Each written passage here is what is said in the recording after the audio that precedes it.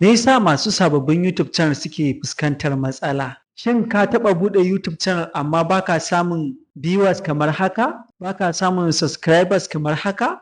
Mutane da dama suna yin wannan tambayar. Me yasa viewers ba sa zuwa? Me yasa subscribers ba sa hawa? Kuma me yake jawo matsalar copyright?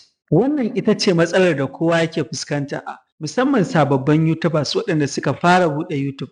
Ba su sanya za su gyara wannan matsaloli ba. So karka damu, wannan matsalar ita ce matsala ta farko wanda mai YouTube channel yake fuskanta. Matsala ce wacce kowa yake fuskanta, musamman ma sababbi waɗanda suka fara buɗe YouTube channel.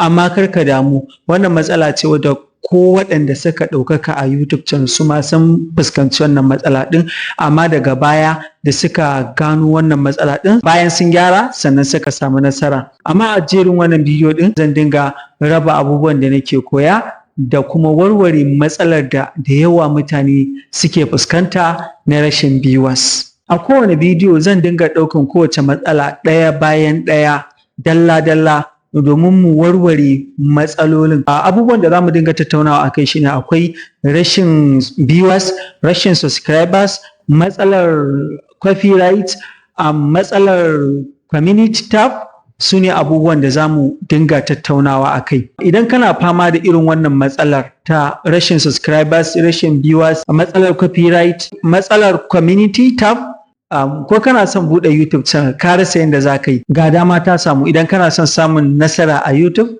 to wannan channel ɗin naka ne. Idan kana so mu koyi dabarun YouTube tare, idan a Facebook kake kallon wannan bidiyon, ko a TikTok ko a Instagram, kai following, kai sharing, kai like. Domin samun cikakken bidiyon, ka je YouTube, kai searching ɗin not Facebook, ka danna subscribe, kai like, kai share, domin waɗansu su amfana. Kar ka manta, dukkanin manyan YouTubers sun fara daga wannan mataki ne. Abin da muke yanzu shine matakin farko na zuwa ga nasara. Sai mun haɗu a bidiyo na gaba.